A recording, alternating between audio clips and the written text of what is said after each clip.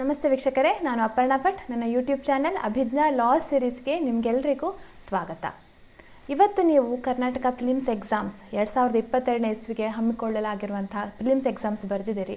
So key ಆನ್ಸರ್ಸನ್ನು release ಮಾಡ್ತಾರೆ ಸದ್ಯದಲ್ಲೇ, ನಾಳೆ ಒಳಗೆ. ಸೊ ಅದಕ್ಕಿಂತ ಮುಂಚೆ ನನಗೆ ತಿಳಿದಷ್ಟು ಮಟ್ಟಿಗೆ ನಾನು ಈ ಆನ್ಸರ್ ಪೇಪರ್, ಈ ಕ್ವಶನ್ ಪೇಪರನ್ನು ಸಾಲ್ವ್ ಮಾಡಲಿಕ್ಕೆ ಪ್ರಯತ್ನ ಪಡ್ತಿದ್ದೇನೆ. ಸೊ ನನಗೆ ಡೌಟ್ಸ್ ಇರೋ ಪ್ರಕಾರ ಒಂದು 5-6 ಕ್ವಶನ್ಸ್, ಸ್ವಲ್ಪ ಕ್ವಶನ್ಸ್ ಆನ್ಸರ್ಸ್ ಸ್ವಲ್ಪ ಡೌಟ್ ಇದೆ. ಅದು ಬಿಟ್ಟರೆ ಉಳಿದಿದ್ದೆಲ್ಲ almost direct clear cut questions ಇದೆ. ನಾವು ಇಷ್ಟು ದಿನ ಏನು ಸಾಲ್ವ್ ಮಾಡ್ತಾ ಇದ್ವಿ ಯೂಟ್ಯೂಬಲ್ಲಿ, ಹಾಗೆ ಅನ್ಅಕಾಡೆಮಿಲಿ, ಹಾಗೆ ಪ್ರೀವಿಯಸ್ ಇಯರ್ ಕ್ವಶನ್ ಪೇಪರ್ಸ್ ನೋಡ್ಕೊಂಡು ಏನು ಸಾಲ್ವ್ ಮಾಡ್ತಾ ಇದ್ವಿ ಅದ್ರ ಮೇಲೆ ಆಲ್ಮೋಸ್ಟ್ ಸೇಮ್ ಕ್ವಶನ್ಸ್ಗಳು ಬಂದಿವೆ. ಹಾಗೆ ಕ್ವಶನ್ ಲೆವೆಲ್ ಡಿಫಿಕಲ್ಟಿ ನೋಡ್ಲಿಕ್ಕೆ ಹೋದರೆ ಆಲ್ಮೋಸ್ಟ್ ಒಂದು ಮಾಡ್ರೇಟ್ ಲೆವೆಲ್. ಸೊ ನನಗೆ ತಿಳಿದಿರೋಷ್ಟು ಮಟ್ಟಿಗೆ ಯಾರ್ಯಾರು ನೀವು ಬರೆದಿದ್ದೀರಿ, ಯಾರು ಆನ್ಸರ್ ಮಾಡ್ತಿದ್ರಿ ಪೋಲಲ್ಲಿ, ಅನ್ಅಕಾಡೆಮಿಲಿ ಎಲ್ಲ, ಸೊ ನಿಮ್ಗೆ ಎಲ್ರಿಗೂ ಪಾಸ್ ಆಗುವ ಚಾನ್ಸ್ ಇರ್ಬೋದು ಅಂತ ಅಂದ್ಕೊಂಡಿದ್ದೇನೆ ಈ ಕ್ವಶನ್ಸ್ಗಳನ್ನು ನೋಡಿಕೊಂಡು. ಸೊ ಅದೇ ಕ್ವಶನ್ಸ್ಗಳನ್ನು ನಾವು ಏನು ನೋಡ್ತಾ ಇದ್ವಿ ನಮ್ಮ ಸಾಲ್ವಿಂಗ್ ಮಾಡುವಾಗ. ಸೊ ಇವತ್ತು ನಾನು ಅಷ್ಟು ಕ್ವಶನ್ಸ್ಗಳನ್ನು ಒಂದೇ ಇದರಲ್ಲಿ ಸಾಲ್ವ್ ಮಾಡ್ತೇನೆ. ಸೊ ಒಂದೊಂದಾಗೆ ನೋಡ್ತಾ ಹೋಗೋಣ, ಹೇಗೆ ಆನ್ಸರ್ಗಳು, ಯಾವ ಒಂದು ರೀಸನಿಂಗ್ ಯಾವುದು ಇರ್ಬೋದು ಅಂತ. ಸೊ ನನಗೆ ಸಿಕ್ಕಿರೋ ವರ್ಷನ್ನು ಬಿ ವರ್ಷನ್. ಓಕೆ, ಸೊ ಅದ್ರ ಪ್ರಕಾರ ನಾನು ನಿಮಗೆ ಸಾಲ್ವ್ ಮಾಡಲಿಕ್ಕೆ ಟ್ರೈ ಮಾಡ್ತೇನೆ. So just a minute. So ನೀವೇನು ಆನ್ಸರ್ ಮಾಡಿದ್ದೀರಿ ಅದೆಲ್ಲ ಕೂಡ ನನಗೆ ಒಂದು ಈ ಕಮೆಂಟ್ ಸೆಕ್ಷನ್ ಮುಖಾಂತರ ತಿಳಿಸ್ಬೋದು. ಹೇಗೆ ನಿಮಗೆ ಯಾವುದು ಕಷ್ಟ ಅನಿಸ್ತು ಅಥವಾ ಯಾವ ಒಂದು ನಿಮ್ಮ ಒಪಿನಿಯನ್ನು, ಲಾಸ್ಟಿಗೆ ನೀವೆಷ್ಟು ಪಾಸ್ ಆಗ್ಬೋದಲ್ವ ಅಂತ ಈ ಕಮೆಂಟ್ ಸೆಕ್ಷನ್ ಮುಖಾಂತರ ತಿಳಿಸಿ. ನನಗೂ ಕೂಡ ಒಂದು ಅಂದಾಜು ಸಿಗುತ್ತೆ ಎಷ್ಟು ಹೇಗೆ ಆನ್ಸರ್ ಮಾಡಿದ್ರಿ, ಯಾವ ರೀತಿಯಲ್ಲಿ ಅಂತ ಹೇಳ್ಕೊಂಡು. ಓಕೆ, ಹಾಗಿದ್ರೆ ಸ್ಟಾರ್ಟ್ ಮಾಡೋಣ ಬನ್ನಿ. ಏನಾದರೂ ಡೌಟ್ಸ್ ಇದ್ದರೆ ಖಂಡಿತವಾಗಿಯೂ ಈ ಕಾಮೆಂಟ್ ಸೆಕ್ಷನ್ ಮುಖಾಂತರ ತಿಳಿಸಿ. ಮತ್ತು ನನಗೂ ಕೂಡ ಕೆಲವೊಂದು ಕ್ವಶನ್ಗಳು ಯಾಕೆಂದರೆ ತುಂಬ ಟೈಮ್ ಸಿಗಲಿಲ್ಲ, ಯಾಕೆಂದರೆ ಡೈರೆಕ್ಟ್ ಸೆಕ್ಷನ್ ಒಂದು ಹೇಳಿದರೆ ಈ ಕೇಸ್ ಲಾಸ್ ಕೆಲವೊಂದು ಇರ್ಬೋದು, ಅದರದ್ದು ಇದು ಬೇರೆ ಇರ್ಬೋದು. ಸೊ ಅದಕ್ಕೋಸ್ಕರ ಒಂದು 5-6 ಕ್ವಶನ್ ಒಂದು ನಾವು ಡೌಟ್ಫುಲ್ ಅಂತಾನೆ ಅಂದ್ಕೊಂಡು ಇದು ಮಾಡ್ತಾ ಹೋಗೋಣ. ನನಗೆ ಯಾವುದು ಡೌಟ್ಫುಲ್ ಕ್ವಶನ್ಸ್, ನನಗೆ ಆನ್ಸರ್ಸ್ ಯಾವುದಂತ ನಾನು ನಿಮಗೆ ಇದೆಲ್ಲ ತಿಳಿಸ್ತೇನೆ. ಸೊ ಅದನ್ನು ಗ್ಯಾಪ್ ಇಟ್ಕೊಂಡು ನೀವು ಉಳಿದಿದ್ದನ್ನು ನೀವು ಮಾಡ್ತಾ ಹೋಗ್ಬೋದು. Okay, first one, the constitution of India was adopted by the constitutional assembly on 26 January 1950, 26 November 1949, C 15th August 1947 and D none of the above. So ಇದೇನು ಕೇಳಿದರೆ ಅಡಾಪ್ಟ್ ಯಾವಾಗ ಆಗಿದೆ ಅಂತ. ಫೋರ್ಸಿಗೆ ಬಂದಿದ್ದು 1950, ಆದರೆ ಅಡಾಪ್ಟ್ ಆಗಿದ್ದು 26th November 1949. So B is the correct answer. Next one, as per the Indian Contract Act of 1872, every promise and every set of promise forming the consideration for each other is A, a contract, B, an offer, C, an agreement and D, an acceptance. So ಇದಕ್ಕೆ ಇದು very simple. ಯಾವ section 2E ಅಲ್ಲಿ ಬರುವಂಥದ್ದು. So ನಿಮಗೆ cross verify ಮಾಡ್ಕೊಳ್ಳಿಕ್ಕೆ. So 2E ಅಲ್ಲಿ ಬರುವಂಥದ್ದು promise plus consideration is equal to an agreement. So C is the correct answer. Next one, third question. A makes an attempt to steal some jewels by breaking open a box and finds after, so 1 minute, ಸ್ವಲ್ಪ zoom ಕಮ್ಮಿ ಮಾಡ್ತೇನೆ ನಿಮಗೆ.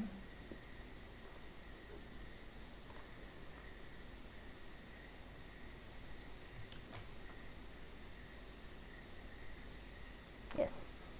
So A makes an attempt to steal some jewels by breaking open a box and finds after so opening the box that there is no jewel in it.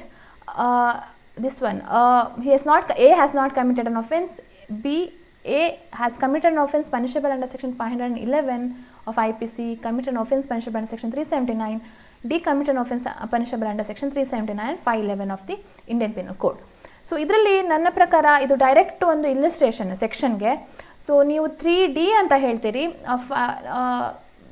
As per me it could B B. Okay, he has committed an offence under like direct attempt to commit theft. illustration ಕೊಟ್ಟಿದ್ದಾರೆ 511. ಇನ್ನು ಇವರು ಏನು consider ಮಾಡ್ತಾರೆ ನೋಡಬೇಕು. So even this could be correct answer, but direct 511 ಇರೋದಕ್ಕೆ ನೋಡಬೇಕಿನ್ನು. Okay, as per me B is the correct answer. Next one, fourth one, section 215 of CRPC 1973 deals with the following subject. So A, contents of charge, B, effect of errors in charge, and C, alteration of charge, and D, recall of witness when charge is altered.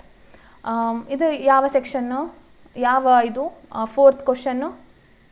So So I can see Srinivas, MS Vikram, Lata, Suvarna, Basavraj, you are all answering. ಇದರ ಪ್ರಕಾರ effect of errors in charge direct ನಮ್ಮ heading ಮತ್ತು ಇದು section ಕೊಟ್ಟಿರುವಂಥದ್ದು.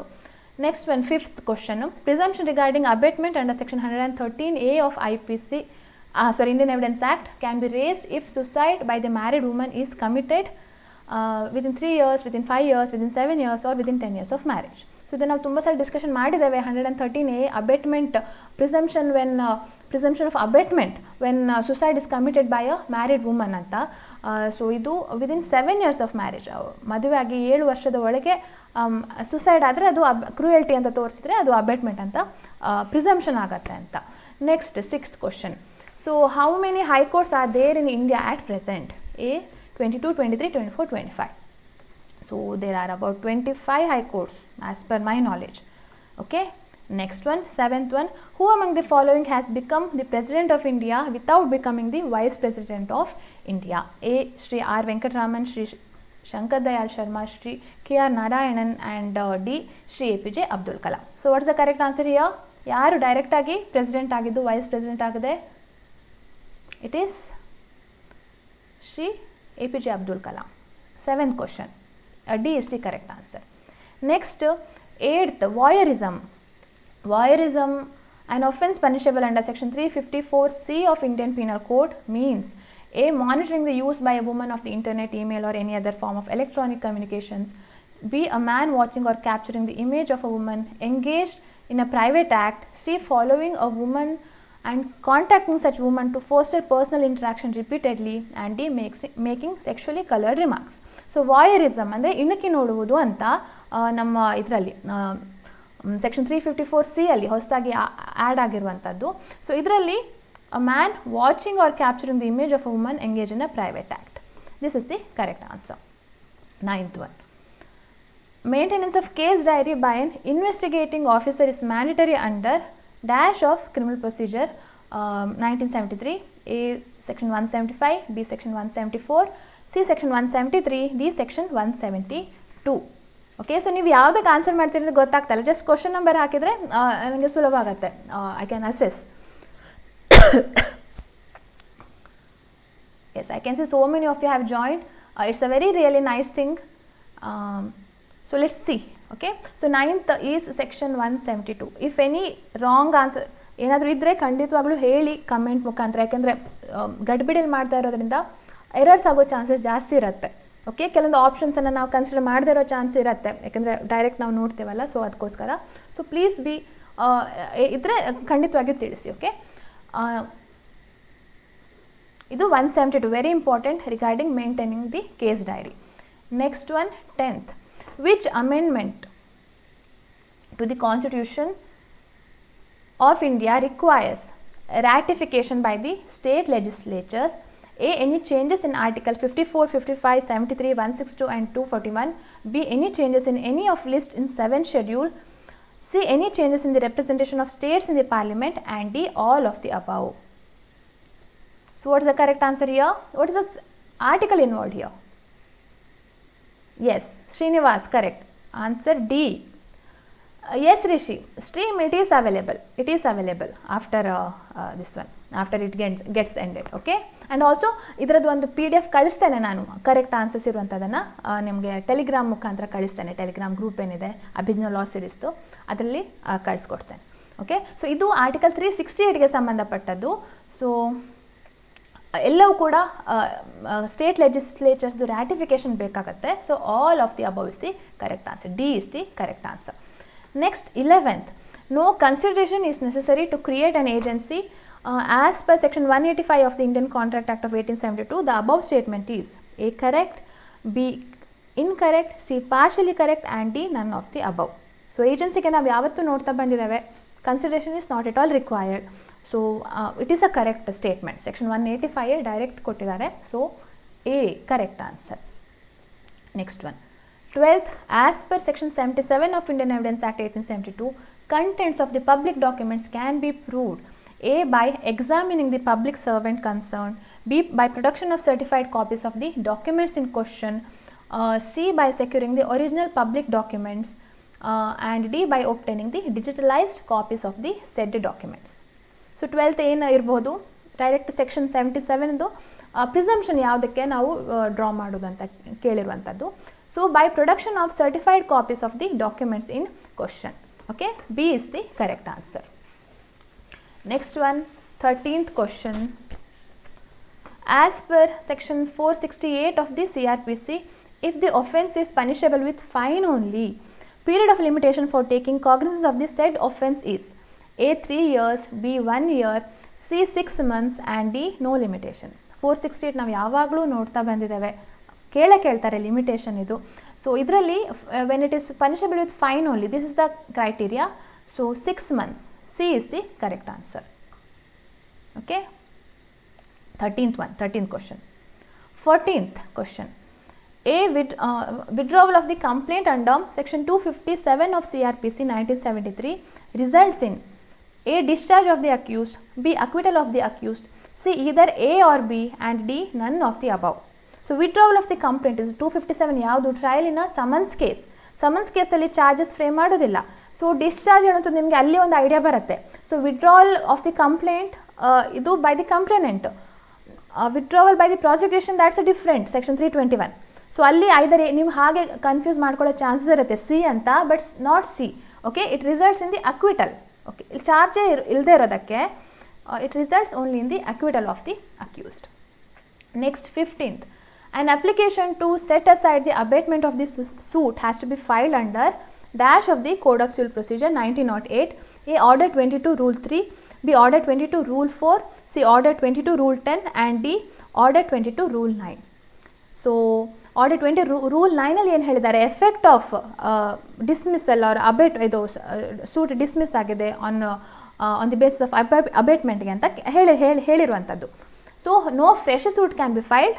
Instead of that, what can you do? You can file an application to set aside the abatement. D is the correct answer. Okay.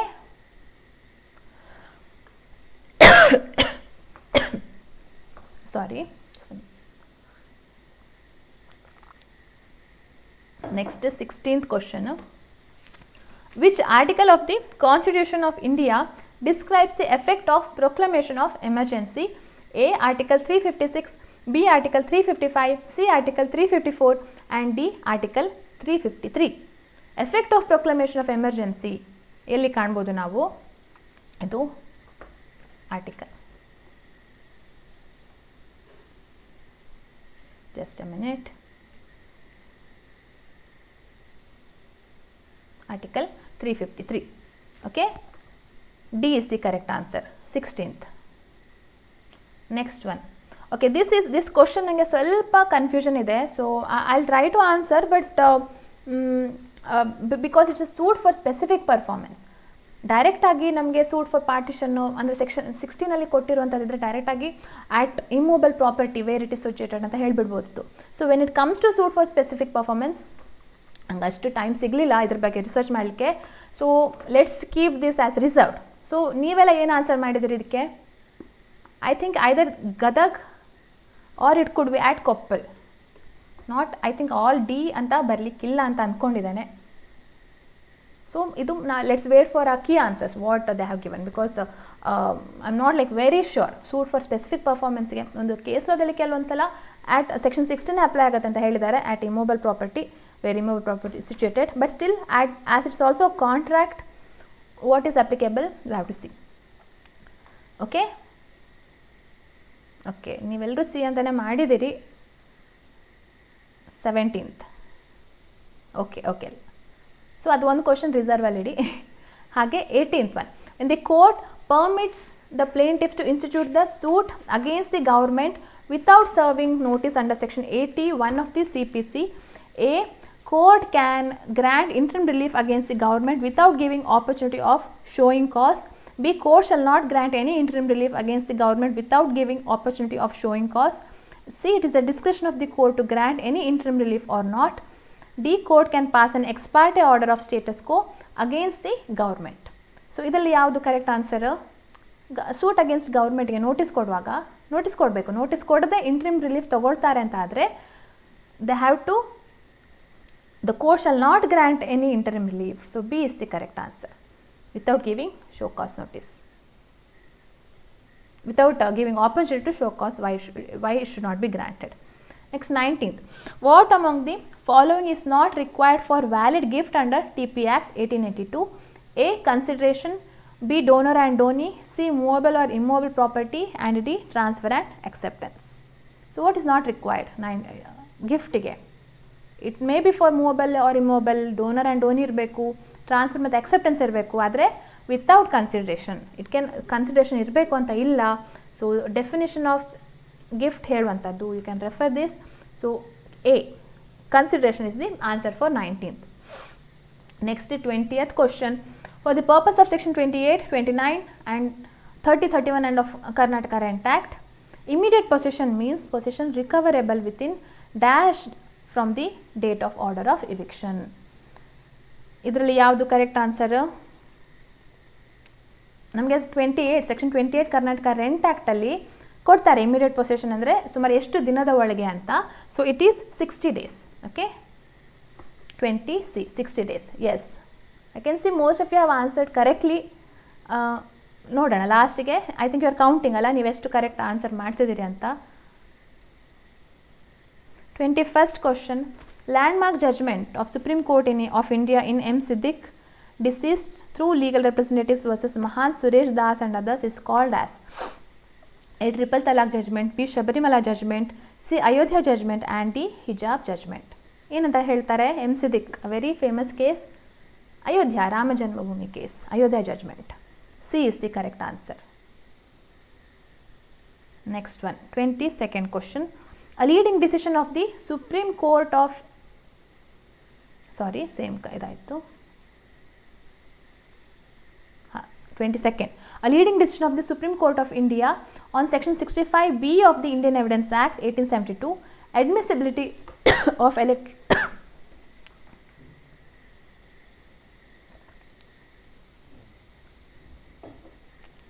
admissibility of electronic evidence is A. Arjun Pandit Rao Khotkar versus Kailesh Kushan Rao Gorantyal and others, Guru Bakht Singh, Lalita Kumari, Arnesh Kumar. So ನಮಗೆ ಇದು ಏನಂದರೆ ಉಳಿದ case laws ಯಾವುದಕ್ಕೆ ಸಂಬಂಧಪಟ್ಟಿದೆ ಅಂತ ಗೊತ್ತಾದರೆ naturally ನಮಗೆ answer ಗೊತ್ತಾಗುತ್ತೆ. ಯಾಕೆಂದರೆ ಇದೆಲ್ಲವೂ ಕೂಡ CRPCಗೆ ಸಂಬಂಧಪಟ್ಟದ್ದು.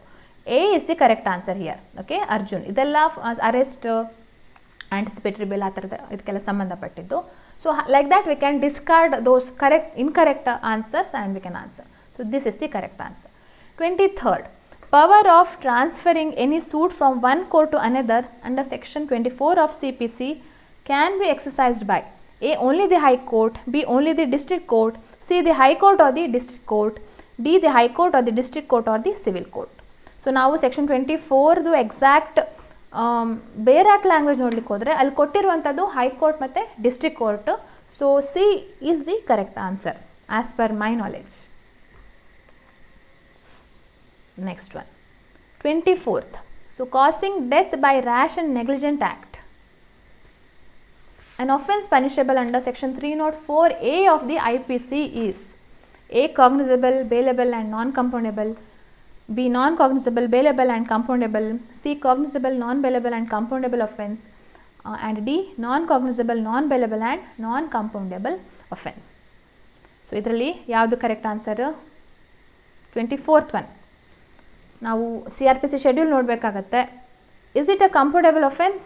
No, because compoundable offence somewhere from 323 start ಆಗುತ್ತೆ ನಮ್ಮ ಟೇಬಲಲ್ಲಿ ನೋಡ್ಲಿಕ್ಕೆ ಹೋದರೆ. So it is cognizable, bailable and non compoundable.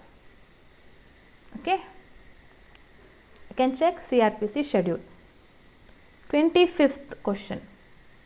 As per section 137 of Indian Evidence Act, examination of a witness subsequent to the cross examination by the party who called him is called as A. re-examination, B. further examination in chief, C. further cross examination and D. none of the above. What is the correct answer here? 137 prakara re-examination. Next, 26th. Landmark judgment of the Supreme Court of India in Srimati Selvi versus State of Karnataka is relating to the following subject: A. registration of first information report, B. Arrest of the accused, C. Bail, and D. Narco analysis test. So ನಾವು ತುಂಬ ಸಲ discussion ಮಾಡಿದ್ದೇವೆ Selvi. So ಅದು it pertains to narco analysis test. 26th question. Next 27th question. What must be the age of a minor or victim with regard to the offence of kidnapping as defined under section 361 of IPC? A. 16 years, B. 18 years, C. under 16 years if a male and under 18 years if a female, D. under 18 years if a male and under 21 years if a female. Srinivas, is it further? 137 ಅಲ್ಲಿ ಕೊಟ್ಟಿದ್ದಾರಲ್ಲ, same ಬೇರ್ act definition as per that. Okay, so section 361, okay, 27, yes. So idralli under 16 years if a male and under 18 years if a female. Next 28th question. When two persons mutually transfer the ownership of one thing for the ownership of another, neither thing or both things being money only, the transaction is called A. lease, B. sale, C. gift, and D. an exchange. So idu exchange definition under section 118, same thing, same definition annu kottidare. So D is the correct answer. Next one, 29th. As per section 320 subsection 8 of CRPC, compounding of an offence under section 320 of the said code will result in A. acquittal of the accused, B. discharge of the accused, C. conviction of the accused, and D. withdrawal of the case. So 29th, what is the question? What's the answer? Acquittal. Okay, it results in acquittal of the accused. 29th. Next, 30th question. As per section 152 of CPC, any clerical or arithmetical mistakes in judgment, decree or orders can be corrected by the court A. only on application of any of the parties, B. only of its own motion, C. either A or B, and D. none of the above. So ಈ ಒಂದು question ಏನಿದೆ section 152, ಇದು ನನ್ನ ತಂದೆ ಯಾವಾಗಲೂ ಹೇಳ್ತಿರ್ತಿದ್ರು, ಈ question ಬಂದೇ ಬರುತ್ತೆ ಯಾವಾಗಲೂ. So even he had served as a judge. So ಅವ್ರು ಹೇಳ್ತಾ ಇರ್ತಿದ್ರು ಈ 152ನ ಯಾವಾಗಲೂ ಓದ್ಕೊಳ್ಳಿ ಅಂತ. ಸೊ ಅದನ್ನೇ ನಾನು ನಿಮಗೆ ಹೇಳ್ತಿದ್ದೆ. ಸೊ ಸೇಮ್ ಥಿಂಗ್ ಪ್ರತಿ ವರ್ಷ we can expect this. Okay, C either A or B. Next one, 31st. So as per Specific Relief Act 1963, a suit for recovery can be filed in respect of A. immobile property only, B. movable property only, C. both movable and immobile property, and D. none of the above. So ಇದೇನು ಯಾವುದು correct answer? ಇದು specific relief act section 6, 7, 5, 6, 7, 8 ಎಲ್ಲ ಇದೆ ಏನಿದೆ ಅದು it is applicable for both movable and immovable property. Next 32nd question. As per section 147 of Negotiable Instrument Act, every offence punishable under the said act shall be dash offence. A. compoundable, B. not compoundable, C. compoundable only with the permission of the court, D. none of the above. So ಇದು 147 ಅಲ್ಲಿ ಹೇಳ್ತಿದ್ದಾರೆ not with standing anything content under CRPC ಅಂತ ಹೇಳಿ it is compoundable ಅಂತ. So it has a very much significance. 147 compoundable. Okay, 33rd question. As per section 38 of CPC, which court is competent to execute the decree? Section 38 ಅಲ್ಲಿ ಯಾವ್ದು ಬರುವಂಥದ್ದು? A. only the court which passed the decree, B. only the court to which decree is sent for execution, or either A or B. ಎರಡು ಕೂಡ ಆಗುತ್ತೆ. So A or B. D is the correct answer. 33rd question. Okay, I can see like everyone is answering good. 34th. As per section 10 of IPC, word man denotes A. male human being aged above 16 years, a male human being aged above 18 years, C. a male human being aged above 21 years, and D. a male human being of any age. So what's the correct answer here? IPC. Woman ಅಥವಾ man ಇರಲಿ, it amounts to like of any age. D. 35th question. As per section 68 of Indian Evidence Act, a document required by law to be attested can be proved by examining A. at least one of the attesting witnesses, B. at least two of the attesting witnesses, C. all the attesting witnesses, and D. some other person who has the knowledge of that document. ಇದು ಕೂಡ ತುಂಬ ಫ್ರೀಕ್ವೆಂಟಾಗಿ ಕೇಳುವಂಥ question attesting witness ಬಗ್ಗೆ. So 35th question answer is A. At least one of the attesting witness, ಒಬ್ಬರನ್ನು ಕರೆತರಲೇಬೇಕು, ಅವರ attesting ಇದು prove ಮಾಡಬೇಕು execution. Next 36th question. When a decree is passed against a government, execution shall not be issued on such decree against the government unless it remains unsatisfied for the period of dash computed from the date of such decree. A 2 years, B 1 year, C 6 months and D 3 months. So government ಆಗಿದ್ದರೆ government ವಿರುದ್ಧ execution ಹೊಡಲಿಕ್ಕೆ ಇಲ್ಲ ಅಂತ ಹೇಳುವಂಥದ್ದು. ಅದು satisfy if it remains unsatisfied for a period of 3 months. ಯಾವ section? Section 82. Okay, next one 37th question. Who is the present attorney general for India? A Shri K Venugopal, B Shri Tushar Mehta, C Shri Mukul Rohatgi and D none of the above. So ಇದು A Shri K Venugopal, ಅದು reappointment ಆಯಿತು ಮೊನ್ನೆ ಅಷ್ಟೇ. Okay, so common ಆಗಿದೆ attorney general present ಅಥವಾ ಅವರ appointment ಹೇಗೆ. 38th question. Voluntarily causing hurt by dangerous weapons, an offence under section 324 of IPC is punishable with A. imprisonment up to 1 year or with fine or with both, B. imprisonment up to 2 years or with fine or with both, C. imprisonment up to 3 years or with fine or with both, and D. imprisonment up to 5 years or with fine or both. So ಇದು voluntary causing hurt by dangerous weapons. ನಿಮ್ಮ judgment writing ಇದು ನೋಡ್ಕೊಂಡಿರಬೇಕು ಈ section, hurt, grievous hurt ಎಲ್ಲ. So C. So ಇವತ್ತು ನೋಡಿದಾಗೆ ನೀವು ಕೂಡ ತುಂಬ ಕ್ವಶನ್ ನೋಡಿರ್ಬೋದು ಹರ್ಟ್ ಬಗ್ಗೆ, grievous hurt. C is the correct answer 324 ಪ್ರಕಾರ. Next one 39th question. The specific relief act 1963 provides for granting of A temporary injunction, B perpetual injunction, C. mandatory injunction and D. all of the above.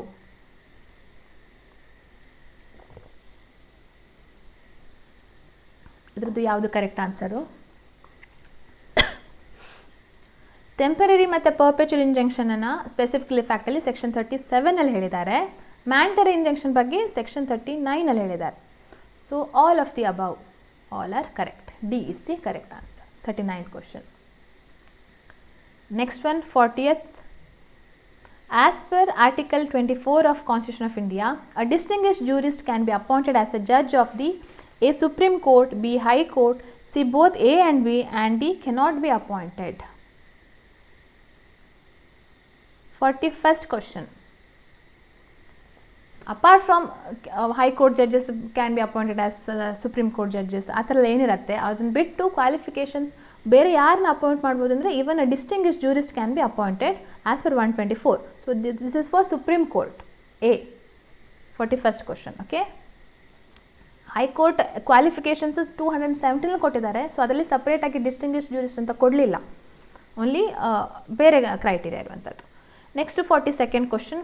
What is the meaning of English term attire? Attire ಅಂದರೆ, did I miss 40th question? Okay, sorry. The contestants for the post of President of India for which election will be held tomorrow, that's on 18/7/2022 are. So ಇದಕ್ಕೆ ಯಾವುದು correct answer? 40th question. Shrimati Droupadi Murmu versus Shri Jaswant Singh, Shrimati Droupadi Murmu and Shri Yashwant Sinha, C Shri Ramnath Kovind and Shrimati Meera Kumar, and D Shri Sharad Pawar and D and Shri Venkaiah Naidu. 40th ಯಾವುದು answer? It is B. Okay,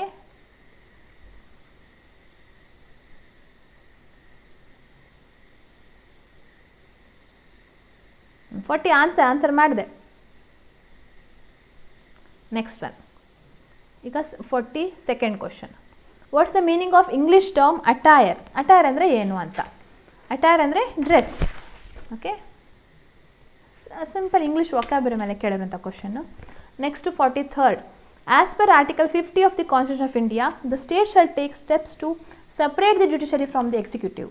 A. in the judicial service of the state, B. in the public service of the state, D. in the military service of the state, and D in the administrative service of the state. So here what's the correct answer?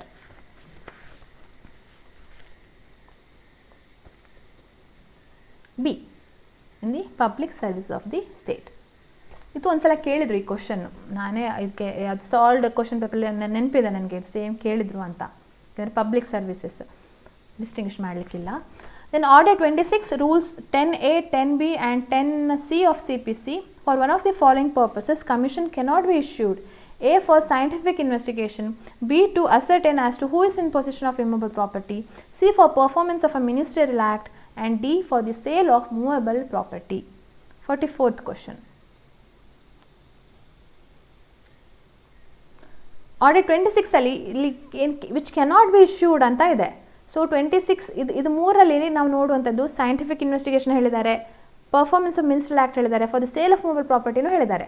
ಆದರೆ ಇದ್ರ ಬಗ್ಗೆ ಹೇಳಿಲ್ಲ, to ascertain as to who is in the possession of immovable property ಅಂತ. So B is the correct answer. Okay, which cannot be issued.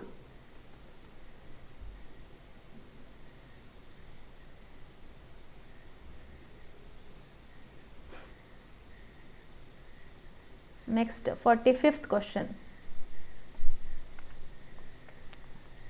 The magistrate after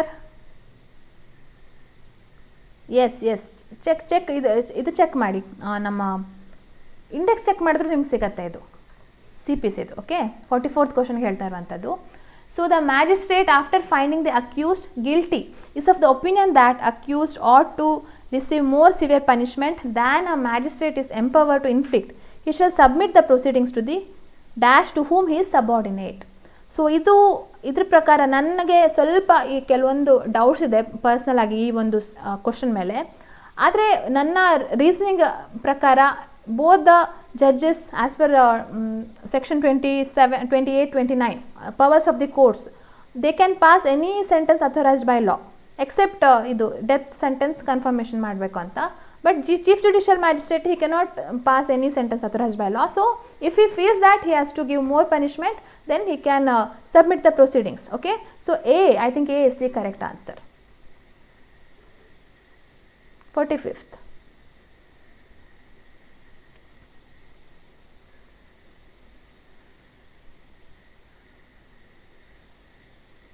Okay, so let's reserve this 45th question. So ನನಗೂ ಸ್ವಲ್ಪ ಪರ್ಸನಲಾಗಿ doubts ಇರುವಂಥದ್ದು ಇದು ಈ ಒಂದು question. Next 46th. So ಎರಡು ನಾವು already ಹೇಳಿದ್ದು ಸ್ವಲ್ಪ ಡೌಟ್ಫುಲ್ ಅಂತ. 46th question, as per section 2G of Indian contract act 1872, an agreement not enforceable by law is said to be A, void; B, voidable; C, valid; and D, invalid. So an agreement not enforceable by law is void. 2G, 46th question. Next one, 47th question. What forms the basis for rejection of plaint under Order 7, Rule 11 of CPC? A, only the pleadings of the plaintiff; B, both the pleadings of plaintiff and the defendant; C, pleadings of both the parties and the documents produced by them; D, all of the above. So here what's the correct answer? 47th, it's only based on the pleadings. Okay, so not for issues frame ಮಾಡಲಿಕ್ಕೆ ಯಾವ್ಯಾವ documents ಅಂತ ಆ question ಅಲ್ಲ, ಕೆಲಸ ಅದು confuse ಮಾಡ್ಕೊಳ್ಳೋ chances ಇರುತ್ತೆ. This is for the basis for rejection of plaint, it's only the pleadings of the plaintiff. Next 48th question, disclosing the identity of the rape victim is punishable under A, section 354D; B, 228A; C, 376E; and D, section 509 of IPC. So here B, 228A. ಇದು ನಾನು ಎಲ್ಲೋ ಒಂದು ಕಡೆ ನೋಡಿ, district judge question ಪೇಪರ್ಲಿ ಅಥವಾ ಕೇರಳ ಎಲ್ಲೋ ಒಂದು ಕಡೆ ಈ question ಕೇಳಿದ್ದಾರೆ, disclosing the identity. So 228A ಇದು ನಮ್ಮ ರೇಪ್ ಪ್ರಾವಿಷನ್ 376 ಅಲ್ಲಿ ಬರುವಂಥದ್ದಲ್ಲ, ಬಟ್ ಇದು giving false evidence against public justice ಆ ಚಾಪ್ಟರ್ಲಿ ಬರುವಂಥದ್ದು ಇದು disclosing the identity of rape victim. Next 49th, a contract to do or not to do something if some event collateral to such contract does or does not happen is called as A, collateral contract; B, contingent contract; C, invalid contract; and D, none of the above. So idenu 49th question. This is the definition of contingent contract, section 31 of Indian Contract Act. Okay, a direct definition. Next, 50th question. The first woman advocate to be directly elevated from the bar as a judge of the Karnataka High Court is. ಇದು A. Shrimati Manjula Chellur, B. Shrimati B. V. Nagarathna, C. Shrimati B. S. Indrakala and D. Shrimati S. Sujatha. So ನನಗೆ ಗೊತ್ತಿರೋ ಪ್ರಕಾರ I think B. Shrimati B. V. Justice B. V. Nagarathna, she is the first woman advocate. I think B.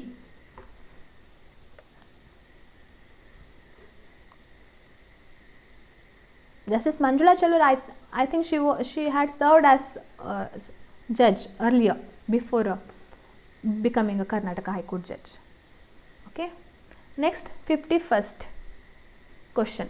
As per Order 22, Rule 6 of CPC, if any party to the suit dies after conclusion of hearing and before pronouncing the judgment, A. the suit shall not abate, B. the suit shall abate, C. the suit shall not abate if cause of action and right to sue survives, D. it will be deemed that judgment has been pronounced after death of a party. So what is the correct answer here? Okay, Syed, are you sure B is right for this one, right? This question idalva 50th question. Let's see, ಒಂದು 10 question ನಾವು just ಬಿಟ್ಕೊಂಡು ನೋಡೋಣ ಎಷ್ಟು ಇದಾಗತ್ತೆ ಅಂತ, ಯಾಕಂದರೆ ನಾಳೆ ನಿಮ್ಗೆ ಕೀ ಆನ್ಸರ್ಸ್ ಬರುತ್ತಲ್ಲ. Okay, 51st. ಇದು ಏನಾಗುತ್ತೆ ಇಲ್ಲಿ ನೋಡಿ, ಏನಾಗಿದೆ ಅಂದರೆ the suit shall not abate. Okay, this is correct. Why not this and C and D? ಅಲ್ಲಿ ಕೊಟ್ಟಿದ್ದಾರೆ whether cause of action survives or not ಅಂತ. That is one thing, hence ಇದಾಗೋದಿಲ್ಲ. ಇದು ಇಲ್ಲಿ ಏನು ಪ್ರಾಬ್ಲಮ್ ಏನಿದೆ ಅಂದರೆ ಇಲ್ಲಿ ಇದು ನಾಟ್ ಬಿಫೋರ್ ಅಂತ ಇದ್ದರೆ ಕರೆಕ್ಟ್ ಇತ್ತು, ಇದು D. So it will be deemed that judgment has been pronounced before the death of a party. ಹಾಗಿದ್ರೆ ಡಿ ಅಂತ ಕರೆಕ್ಟ್ ಆನ್ಸರ್ ಆಗ್ತಿತ್ತೇನೋ, ಬಟ್ ಇದು ಸ್ವಲ್ಪ wrong. Whether cause of action survives or not, but still suit will abate. So A is the correct answer. 52nd question. As per Order 14, Rule 5 of CPC, the court may strike out the wrongly framed issues. A. at any time before the commencement of trial, B. at any time before the conclusion of trial, C. at any time before pronouncing the judgment, and D. at any time before passing the decree. So ಇದು ಕೂಡ ತುಂಬ ಸಲ ಕೇಳಿದರು. 52nd ಕೆಲವೊಂದು ಸಲ ನಾವು judgment decree, ಯಾಕೆಂದರೆ date same ಅಂತ ಅನಿಸಿದ್ರು ಕೂಡ ಇದು ಕೂಡ ಕರೆಕ್ಟ್ ಅಂತ ಹೇಳಿದ್ರು ಸಹ, ನಮ್ಮ ಬೇರೆ ಆ್ಯಕ್ಟಲ್ಲಿ D at any time before passing the decree ಅಂತ ಕೊಟ್ಟಿದ್ದಾರೆ. So as per me D could be the correct answer. ಇದು ಕೂಡ ಕರೆಕ್ಟ್ ಅಂತ ಹೇಳ್ಬೋದು ಕೆಲವರು, judgment C at any time before pronouncing judgment, ಆದರೆ ಬೇರೆ ಆ್ಯಕ್ಟಲ್ಲಿ ಡಿಕ್ರಿ ಅಂತ ಕೊಟ್ಟಿದ್ದಾರಲ್ಲ. So D is the correct answer. 52nd. Next 53rd.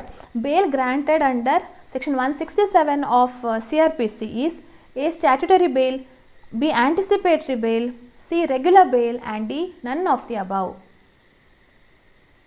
ಇದರಲ್ಲಿ 167 ಕಾಮನ್ ಆಗಿ ನೋಡುವಂಥದ್ದು ಡಿಫಾಲ್ಟ್ ಬೇಲ್. ಸೊ ಇನ್ವೆಸ್ಟಿಗೇಷನ್ 24 ಅವರ್ಸಲ್ಲಿ ಕಂಪ್ಲೀಟ್ ಆಗದಿದ್ದರೆ ಹಾಗೆ ಕಸ್ಟಡಿ ಕೊಡ್ತಾರೆ, ಅದು 90 days 60 days ಫ್ರೇಮಲ್ಲಿ ಆಗದಿದ್ದರೆ ಬೇಲ್ ಕೊಡಲೇಬೇಕು ಅಂತ ಹೇಳುವಂಥದ್ದು. So statutory bail. 53rd, A is the correct answer. Next 54th. Doing an act which would bring the government established by law in India into hatred or contempt is called as a conspiracy, B waging war against the government, C sedition and D abetment. So ಇದರಲ್ಲಿ 54th question ಯಾವುದು? Sedition. ಇದು government ವಿರುದ್ಧ hatred contempt ಭಾವನೆಗಳನ್ನು ಹುಟ್ಟಾಕುವಂಥದ್ದು, ಅದೆಲ್ಲ sedition ಅಂತ ಕರೆಸ್ಕೊಳ್ಳುವಂಥದ್ದು. Section 124A sedition law ಅಂತಲೇ ಇದೆ. Next 55th. As per section 45 of Indian evidence act, opinions of experts are A conclusive proof, B relevant facts, C not relevant facts, D none of the above. So section 45 opinion of expert is a relevant fact, ಆ ಚಾಪ್ಟರಲ್ಲೇ ಬರುವಂಥದ್ದು, ಮತ್ತು 45 ಹೇಳ್ತಾರೆ it is a relevant fact ಅಂತ. So B is the correct answer. 55th. Next 56th question. The suit is dismiss with cos implies A plaintiff is entitled for costs from the defendant, B defendant is entitled for costs from the plaintiff, C both the parties are entitled for costs from each other, D both the parties to bear their respective costs. ಇದರಲ್ಲಿ suit dismiss ಆಗಿದೆ, ಅದಕ್ಕೋಸ್ಕರ when it is dismissed with cost according to me defendant can recover the cost from the plaintiff, hence B is the correct answer. 56th one.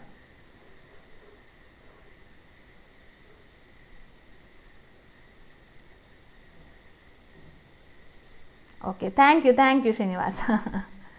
57th. Causing grievous hurt while committing lurking house trespass or house breaking, an offence punishable under section 459 of Indian Penal Code, is triable by the court of A. Any magistrate, B. Judicial magistrate of first class, C. Judicial magistrate of Chief Judicial Magistrate, and D. Court of Session. So ಇದರಲ್ಲಿ ಏನು correct answer? 459 ಅಲ್ಲಿ ಬರುವಂಥದ್ದು this is triable by court of session, D. ನಮ್ಮ CRPC ಕಾಣ್ತದೆ, ಮತ್ತು I think ಒಂದು district judge ಎಕ್ಸಾಮಲ್ಲಿ ಕೇಳಿದರು ಈ ಕ್ವಶನನ್ನು. Next, one who believes in God is called as. ಇದು A atheist, B theist, C optimist and D heretic. Okay Sanju, it could be. Okay, I am not sure with that answer. ನನಗೆ time ಸಿಗಲಿಲ್ಲ ಅಂದರೆ ತುಂಬ ಈಗ research ಮಾಡಲಿಕ್ಕೆ. So let's see ಯಾರು first chief justice ಅಂತ ಅಂದರೆ ಗೊತ್ತಿಲ್ಲ ನನಗೆ. ಐ ಜಸ್ಟ್ ಕೆಲವೊಂದು ಅದಕ್ಕೆ ಆಪ್ಷನ್ ರಿಸರ್ವ್ ಇಟ್ಟಿದ್ದೇನೆ. ಓಕೆ, ಇದರಲ್ಲಿ one who believes in god ಯಾರು? ಆಸ್ತಿಕ ಅಂದರೆ ಥಿಯಿಸ್ಟ್ ಅಂತ ಹೇಳ್ತಾರೆ, ಯಾರು ದೇವರಲ್ಲಿ ನಂಬಿಕೆ ಇಡ್ತಾರೆ ಅಂತ. Next 59th. If any one of the 5 or more persons who are conjointly committing dacoity commits murder in so committing dacoity, every one of those persons committed offence punishable under dash of Indian Penal Code. So section 396, B section 395, C section 302 and D section 302 and 395. So ಇದರಲ್ಲಿ direct ಡಕಾಯಿತಿ with murder ಅಂತ ಇದ್ದರೆ ನಮಗೆ separate section ಇದೆ 396 ಅಂತ, constructive liability, ಎಲ್ಲರೂ ಕೂಡ every one is liable ಅಂತ. Same ನಮ್ಮ ಸೆಕ್ಷನ್ನ ಸೇಮ್ ಇದು ಏನು ಹೇಳ್ತಾರೆ ಡೈರೆಕ್ಟ್ ಕೊಟ್ಟಿದ್ದಾರೆ. So I think this could B section 396. ಇದು ನನಗೆ ಗೊತ್ತಿಲ್ಲ ಅಂದರೆ ಇದು ಅಪ್ಲೈ ಆಗುತ್ತಾ ಇಲ್ವಾ ಅಂತ, ಅಂದರೆ ಕ್ವಶನ್ ಪೇಪರ್ ಸೆಟ್ ಹೇಗೆ ಯಾವ ಇದರಲ್ಲಿ ಇದು ಮಾಡಿದ್ದಾರೆ ಅಂತ. ದಿಸ್ ಡೈರೆಕ್ಟ್ ಅಪ್ಲೈ ಆಗೋದಕ್ಕೆ section 396 is the correct answer. Next 60th. Wide rent agreement dated 1/2/2019. A let out his house property to B for residential purpose. A issued notice on 1/4/2020 terminating the tenancy of B. So B received the said notice on 4/4/2020. 15 days time for termination of tenancy starts from A 1/2/2019, B 1/4/2020, C 4/4/2020 and D any of the above. ಇದರಲ್ಲಿ ಯಾವ question ಅಂದರೆ ಯಾವ ಆಧಾರದ ಮೇಲೆ notice ಯಾವುದರಿಂದ calculate ಮಾಡಬೇಕು ಹೇಳುವಂಥದ್ದು ಒಂದು ಕ್ವಶನ್ ಇದು. ಸೊ ಇದು ರೆಂಟ್ ಅಗ್ರಿಮೆಂಟ್ ಯಾವತ್ತೂ ಆಗಿತ್ತು, ಆ ಡೇಟ್ ನೋಡೋದು ಬೇಡ. ಇಶ್ಯೂ ನೋಟಿಸ್ ಆಗಿದ್ದು ನೋಡೋದು ಬೇಡ, ಯಾಕೆಂದರೆ ಇದು ಕ್ವಿಟ್ ನೋಟಿಸ್ ಸೆಕ್ಷನ್ 106 ಪ್ರಕಾರ ನಾವು ಹಾಗೆ ನೋಡ್ಲಿಕ್ಕೆ ಹೋದರೆ ಅದರಲ್ಲಿ ಸ್ಪೆಸಿಫಿಕ್ ಆಗಿ ಕೊಟ್ಟಿದ್ದಾರೆ. So it should be consider from the receipt, from the date of the receipt of notice ಅಂತ. Okay, yes, so 4/4/2020 I think 106 is applicable here. ಯಾಕೆಂದರೆ ಆ ರಿಸೀಟ್ ಆಫ್ ನೋಟಿಸ್ ಬಗ್ಗೆನೇ ಅದು ಅಮೆಂಡ್ಮೆಂಟ್ ಆಗಿದ್ದು, ಆ ಪ್ರಾವಿಷನ್ ಇತ್ತೀಚೆಗಲ್ಲ, ಸ್ವಲ್ಪ ಮೊದಲಾಗಿದ್ದು. ಅಂದರೆ ತುಂಬ ನೋಟಿಸ್ ಆ ಡೇಟ್ ಇದ್ದ ಪ್ರಕಾರ ತುಂಬ ಲಿಮಿಟೇಷನ್ ಬಾರ್ ಆಗ್ತಿತ್ತೇನೋ ಆಗ್ತಿತ್ತು, ಪ್ರಾಬ್ಲಮ್ ಆಗ್ತಿತ್ತಂತೆ. ಸೊ ಅದಕ್ಕೋಸ್ಕರ ಆ ಒಂದು ಪ್ರಾವಿಷನ್ನ ಅಮೆಂಡ್ ಮಾಡಿದ್ದಾರೆ. So it should be consider from the date of the receipt of notice ಅಂತ ಸೆಕ್ಷನ್ 106 ಅಲ್ಲಿರುವಂಥದ್ದು. So I think this is the correct answer, 4/4/2020. Okay, next one 61st question. To avoid the eviction on the ground of arrears of rent under section 27(2)(a) of Karnataka Rent Act, a tenant has to pay the arrears of rent within dash days from the date of service of demand notice on him. A 15 days, B 1 month, C 2 months and D 3 months. So ಇದರಲ್ಲಿ 27(2)(a) ಪ್ರಕಾರ landlord ಇವರಿಗೆ ಟೆನೆಂಟ್ಗೆ demand notice ಕಳಿಸ್ಬೇಕು. So that notice has to be as per section 106. So 106 ಪ್ರಕಾರ this is what, just a minute, one minute.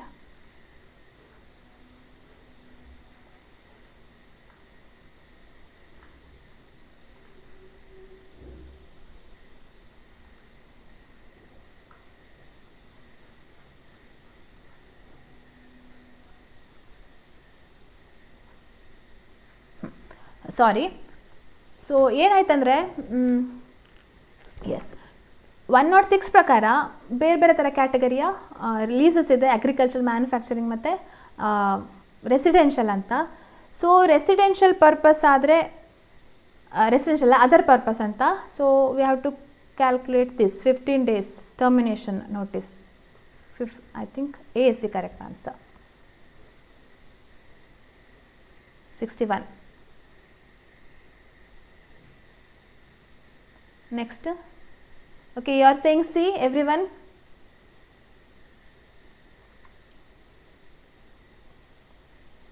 Maybe let's reserve this. If all of you are saying that, this is my analogy, what I deduced. Next, 62nd question. Under the Constitution of India, power to issue writ of habeas corpus vested in A. only the High Courts, B. only the Supreme Court, C. both the Supreme Court and the High Courts, and D. all the courts down to district courts. Writ of habeas corpus ಯಾರು issue ಮಾಡ್ಬೋದು ಅಂತ?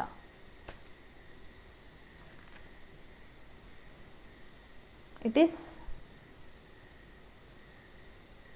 both under Article 32 and Article 226. C is the correct answer. Next, 63rd question. Under which section of CPC a second appeal can be filed before the High Court?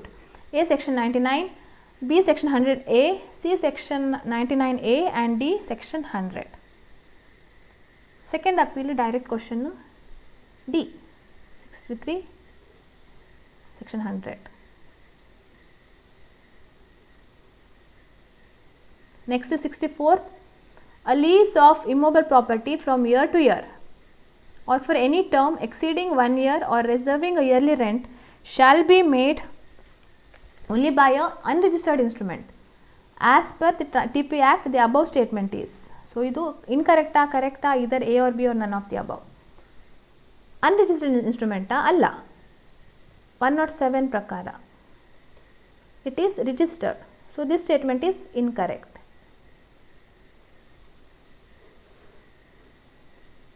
Srinivas ಯಾವುದು C ಯಾವ ಕ್ವಶನ್ಗೆ? It could be okay. I do Section 118 of NI Act relates to A. presumptions as to foreign law, B. presumptions in favor of holder of a check, C. presumptions as to negotiable instrument, D. presumption on proof of protest. So 65th is C is the correct answer, presumptions as to negotiable instrument.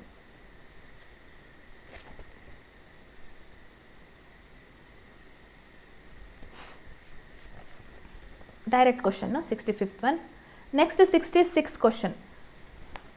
A premises situated within the Kalaburgi Municipal Corporation limits used for non-residential purpose having plinth area of 16 square feet was let out to a tenant.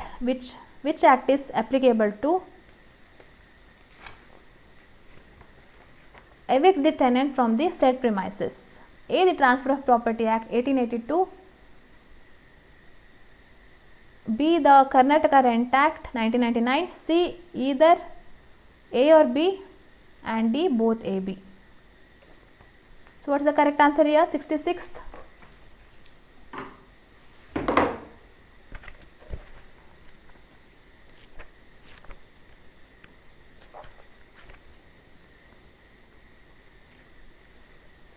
Karnataka Rent Act ಅಥವಾ TP Act? Just ನನಗೆ question ನೋಡ್ತಾ ಇರುವಾಗ ನಾವು ಒಂದು ಇಲ್ಲಿ feet ಹೇಳಿದ್ದಾರೆ, square feet ಅಂತ. Is ಇಸ್ ಚದರ ಮೀಟರ್. ರೆಂಟ್ ಆ್ಯಕ್ಟಲ್ಲಿ ಏನು ಕೊಟ್ಟಿದ್ದಾರೆ? So we have to consider what it is ಅಂತ. ಓಕೆ, ಸೊ 16 ಸ್ಕ್ವೇರ್ ಫೀಟ್ ಅಂತ ಆಗಿದ್ದಿದ್ರೆ, ಸಾರಿ ಸ್ಕ್ವೇರ್ ಮೀಟರ್ ಅಲ್ಲ, ಪ್ಲಿಂತ್ ಏರಿಯಾ.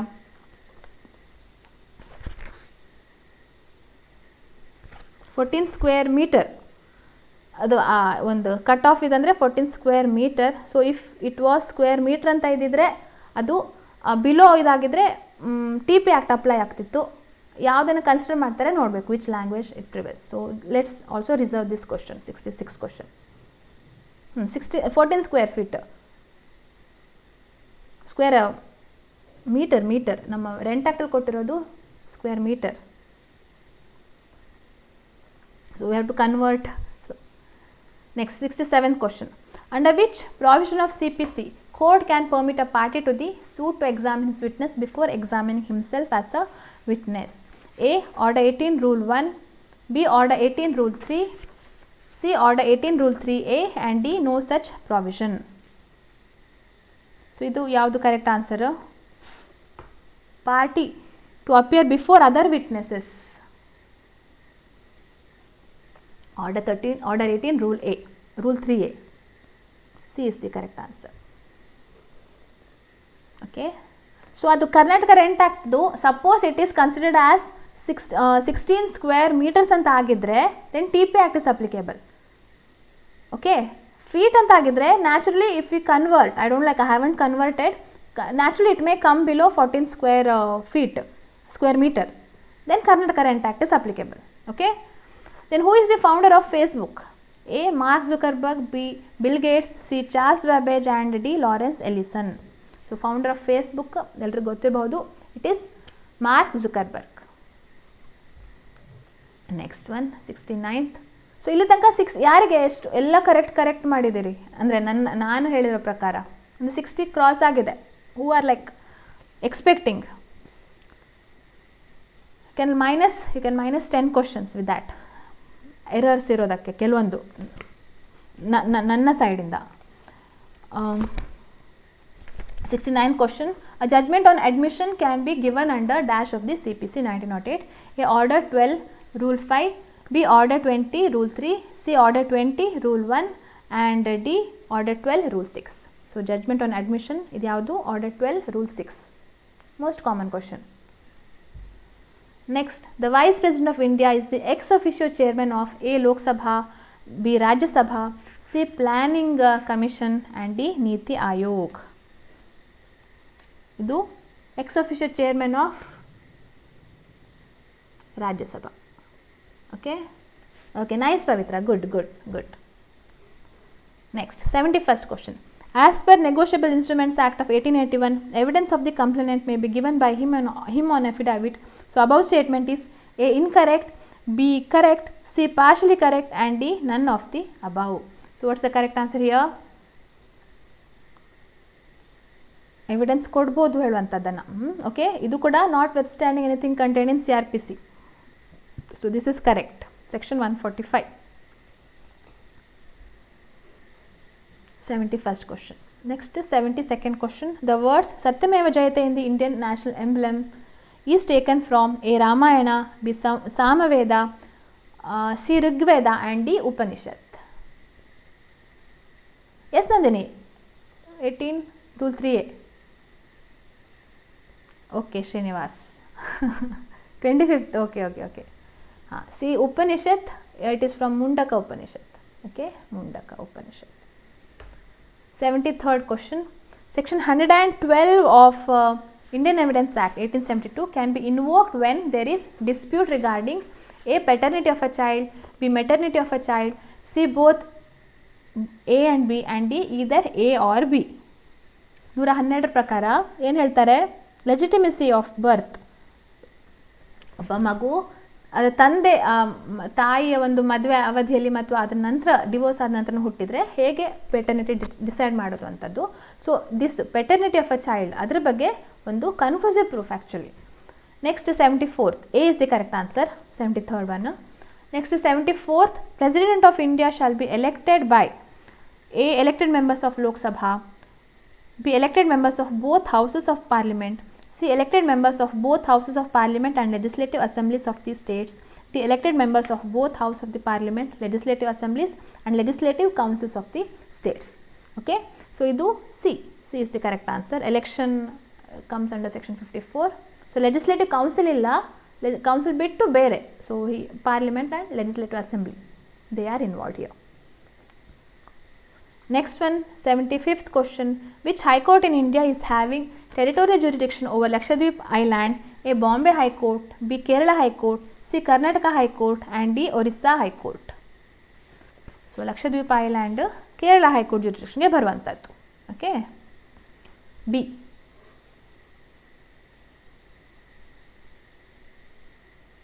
ಸೊ ನೀವು ಯಾವುದಕ್ಕೆ ಆನ್ಸರ್ ಮಾಡ್ತೀರಿ ಗೊತ್ತಾಗೋದಿಲ್ಲ ಕೆಲವೊಂದು ಸಲ, Suvarna, Nikhita, but still okay, just this is a try, ಒಂದು ಓವರ್ ಆಲ್ ಪಿಕ್ಚರ್ ಸಿಗಲಿಕ್ಕೆ. ಎಕ್ಸಾಕ್ಟ್ ಇದೆ ಅದು ಅಂತ ನಾನು ಹೇಳ್ತಾ ಇಲ್ಲ,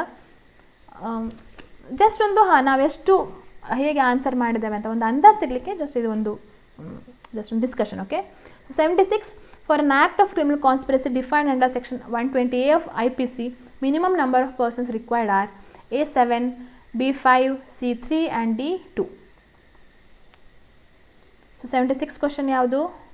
ಎಷ್ಟು? ಕ್ರಿಮಿನಲ್ ಕಾನ್ಸ್ಪಿರಸಿಗೆ ಅಗ್ರಿಮೆಂಟ್ ಇರಬೇಕು. ಸೊ ಅಗ್ರಿಮೆಂಟಿಗೆ minimum 2 persons. So as per the definition also they say in 2 persons, 2 or more. D is the correct answer, 76th one. 77th, every suit shall be instituted A in the court of the highest grade competent to try it, B in the court of the lowest grade competent to try it, C either A or B, and D in the court of district judges. So ಇದು direct pecuniary jurisdiction ಮೇಲೆ. So section 15 ಹೇಳುವಂಥದ್ದು every suit shall be instituted in the court of the lowest grade competent to try it. Next one, 78th question. As per section 201 of CRPC, if a written complaint is made to a magistrate who is not competent to take cognizance of the offence, he shall A. reject the said complaint, B. transfer the said complaint to the proper court, C. return the said complaint for presentation to the proper court with an endorsement to that effect, D. dismiss the said complaint. Okay, so here 201 when is not competent, adu written complaint irvaga C. return the said complaint for presentation to the proper court with an endorsement to that effect. Next one, 79th question. ಇದು ಕೂಡ ಈ question ಕೇಳಿದ್ರು ಒಂದ್ಸಲ previous, ನಾನು discussion ಮಾಡಿರೋ ನೆನಪಿದೆ ಈ ಕ್ವಶನ್ಗೆ. So the correct sequence in formation of a contract is A. Offer.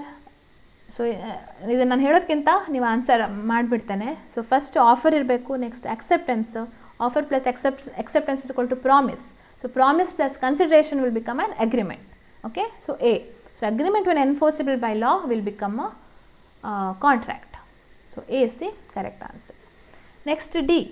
Jog Falls, which is one of the highest waterfalls in India, is created by A. Tunga river, B. Kaveri river, C. Sharavati river, and D. Bhadra river. So ಯಾರು ಶಿವಮೊಗ್ಗ ಜಿಲ್ಲೆಯವರು ಅವ್ರಿಗೆ ಗೊತ್ತಿರ್ತದೆ. So ಯಾವ ನದಿ? ಶರಾವತಿ ನದಿ. So C Sharavathi ನದಿಯ ಮೇಲೆ Jog Falls ಆಗಿದೆ. Next 81st, which team has won the title of this year's 2022 Indian Premier League? A Lucknow Super Giants, B Rajasthan Royals, C Royal Challengers Bengaluru, and D Gujarat Titans. So 81st question, what's the correct answer?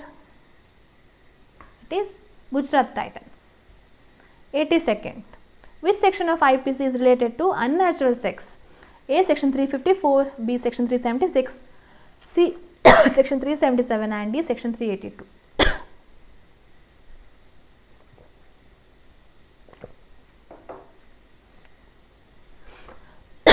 Okay, so here section 377, which has been struck down as unconstitutional. Next, 83rd question. Which section of Indian Evidence Act 1872 deals with the court permitting the party to cross-examine the hostile witness? A. section 157, B. section 156, C. section 155, and D. section 154.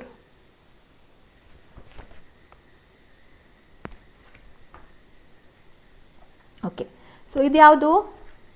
So ತುಂಬ I think internet delay ಇರುತ್ತೆ. ನೀವೊಬ್ಬರು 82nd question ಹೇಳ್ತಾರೆ, ಇನ್ನೊಬ್ಬರು 79th ಹಾಗೆಲ್ಲ ಹೇಳ್ತೀರಿ 77. So but still okay, that's okay.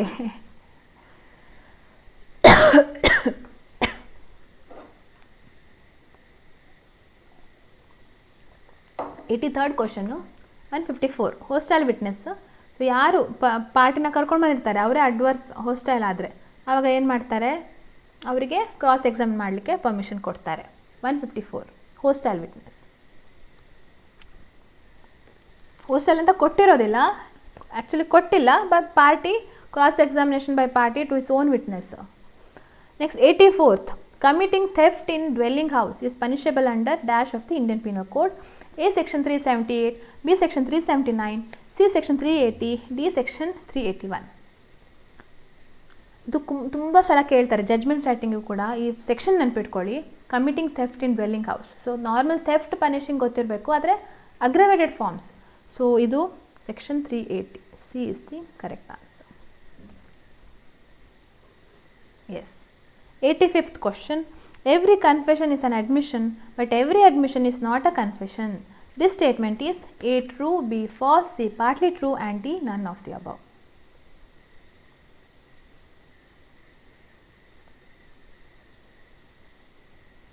Okay. So ಇದು ಏನಾಯಿತು? Every confession is an admission, but every admission, this is true ಅಲ್ವಾ? So admission ಹೇಳುವಂಥದ್ದು ಇಟ್ಸ್ ಅ ಬಿಗ್ ಕ್ಯಾಟಗರಿ. ಕನ್ಫೆಷನ್ನು ಅಂದರೆ ಅಡ್ಮಿಷನ್ ಸಿವಿಲ್ ಇರ್ಬೋದು, ಕ್ರಿಮಿನಲ್ ಇರ್ಬೋದು, ಆದರೆ confession is with reference to only criminal. So this is a true statement. 86th question. A promise made without any intention of performing it is A misrepresentation, B undue influence, C coercion, and D fraud. So ಇದರಲ್ಲಿ ನಾವು section 17 fraud definition Indian contract ಆ್ಯಕ್ಟಲ್ಲಿ ನೋಡಿದರೆ, okay, ಅದರಲ್ಲಿ ಒಂದು third ಇದು ಕೊಡ್ತಾರೆ. So fraud 17 ಸಬ್ ಇದರಲ್ಲಿ 3 ಅಂತ ಕೊಟ್ಟಿದ್ದಾರೆ. ಸೊ ಅದು correct answer. Next 87th question. Srinivas ಯಾಕೆ ಗೊತ್ತಾ, ಸ್ಪೆಸಿಫಿಕ್ ಸೆಕ್ಷನ್ ಇದ್ರೆ ಅದಕ್ಕೋಸ್ಕರ ಅಂತ, ಆವಾಗ ಆ ಸೆಕ್ಷನನ್ನು ಕನ್ಸಿಡರ್ ಮಾಡ್ತಾರೆ usually. So theft in dwelling house ಅಂತಲೇ ಒಂದು ಸೆಕ್ಷನ್ ಇದೆ. Next 88th. Inherent powers 87th. Section 10 of TP Act 1882 deals with the following subject: A condition restraining alienation, B persons competent to transfer, C rule against perpetuity, and D vested interest. So ಇದು ಯಾವುದು correct answer? Condition restraining alienation, A. Next 88th question. So inherent powers under section 482 of CRPC 1973 can be exercised by A only the Supreme Court, B only the High Court, C only the Sessions Court, and D any court. So 482 prakara inherent powers, saving of inherent powers by High Court anta kottidare. So B only the High Courts.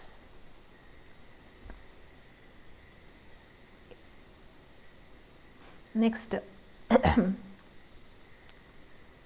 89th question.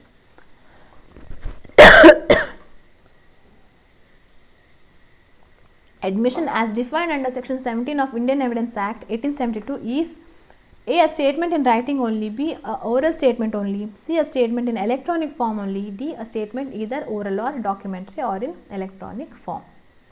So admission after IT Act amendment alla aad kudle, so D ಇದು consider ಮಾಡ್ತಾರೆ. It could be either in oral, documentary or in electronic form. 90th question. Which one of the following is incorrect regarding the state and its capital?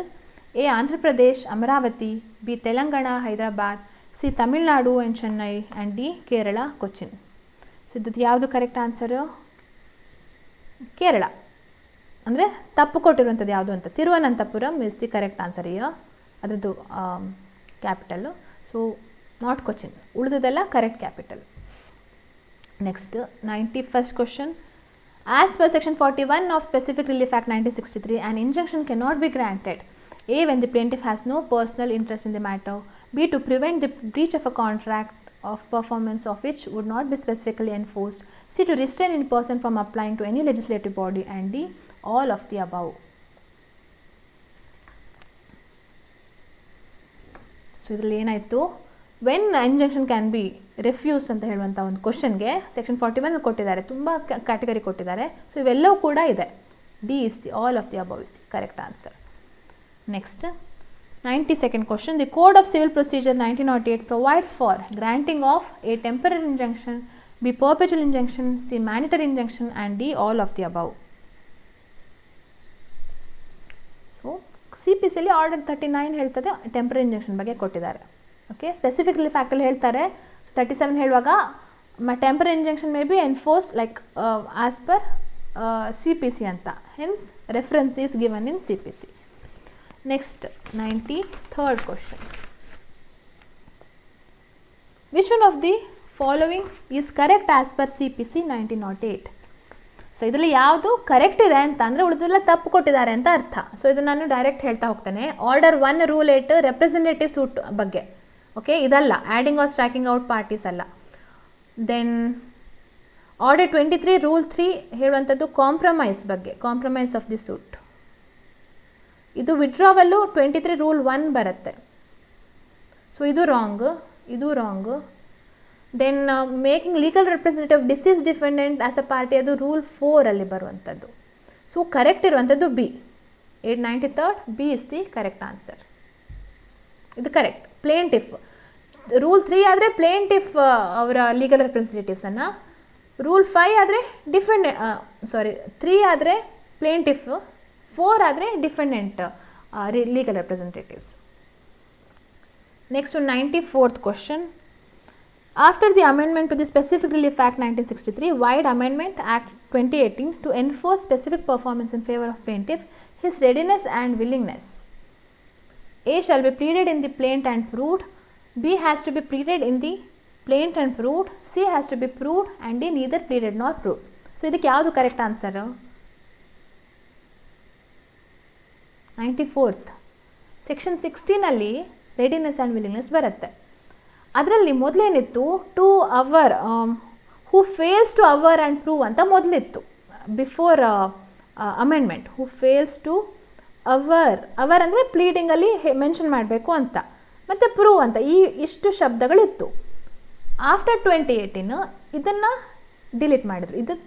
This has been substituted as who fails to prove ಅಂತ section 16 ನಾವು ನೋಡ್ಬೋದು. So it has to be proved. ಅದು pleaded ಅಂದರೆ ಪ್ಲೀಡಿಂಗ್ಸಲ್ಲಿ ಇರಬೇಕು ಅಂತ ಇಲ್ಲ, prove ಮಾಡಿದರೆ ಸಾಕು. ಯಾವುದು? Readiness and willingness. ಸೊ ನಾವು ಮುಂಚೆ ಅರ್ಲಿಯರ್ ತುಂಬ ಕೇಸ್ ಲಾಸ್ ನೋಡಿದ್ದಾವೆ, it has to be in the pleadings ಅಂತ ಹೇಳಿ. ಅಷ್ಟು ಸ್ಟ್ರಿಕ್ಟ್ ಆದರೆ ಸ್ಪೆಸಿಫಿಕ್ ಪರ್ಫಾರ್ಮೆನ್ಸ್ ಕಷ್ಟ ಆಗ್ತದೆ ಅಂತ ಹೇಳಿ it has to be proved ಅಂತ ಅಷ್ಟೇ. ಈಗ the present position of law 94th. Okay, next one 95th. As per article 21 of the constitution of India, no person shall be deprived of his life or personal liberty except according to A. procedure established by law, B. due course of law, C. due process of law, and D. any of the above. So 95th ಯಾವುದು? 21 direct question, procedure established by law. Next 96th question. Bail jurisdiction under section 439 of CRPC 1973 can be exercised by A. only the magistrate, B. only the court of sessions, C. only the high court, D. both B and C. So Srinivas recent ಬೇರ್ act ನೋಡಿ 16 ಅಲ್ಲಿ ಮೇಲೆ highlight ಕೊಟ್ಟಿದ್ದಾರೆ, ಮೇಲೆ foot ನೋಟಲ್ಲಿ ಕೊಟ್ಟಿರ್ತಾರೆ ಏನು amend ಆಗಿದೆ ಅಂತ. ಸೊ ಮುಂಚೆ ಏನಿತ್ತು, ಆಫ್ಟರ್ 28 ಅಮೆಂಡ್ಮೆಂಟ್ ಏನಿತ್ತು, ಈಗ ಏನಾಗಿದೆ ಅಂತ. ಸೊ 96th 439 ಕೋರ್ಟ್ ಆಫ್ ಸೆಷನ್ಸ್ಗೂ ಪವರ್ ಇದೆ, ಹೈ ಕೋರ್ಟ್ಗೂ ಪವರ್ ಇದೆ ಬೇಲ್ ಜುಡಿಷನ್ ಕೊಡಲಿಕ್ಕೆ. So D both B and C. 97th question. The phrase in lieu of means A. among other things, B. instead of, C. in readiness, D. by the mere fact. So what is the correct answer? In lieu means instead of. Okay, next 98th question. As per Specific Relief Act 1963, specific relief can be granted A. for the purpose of enforcing individual civil rights, B. for the purpose of enforcing a penal law, C. both A and B, and D. none of the above. ಇದು section 4 specific relief act ಮೇಲೆ depend ಆಗಿರುವಂಥದ್ದು. So ಅದರಲ್ಲಿ specific ಆಗಿ ಹೇಳಿದ್ದಾರೆ, civil ರೈಟ್ಸಿಗೆ ಮಾಡ್ಬೋದು, penal ಲಾಗೆ enforce ಮಾಡಲಿಕ್ಕಿಲ್ಲ ಅಂತ specific relief act. So A.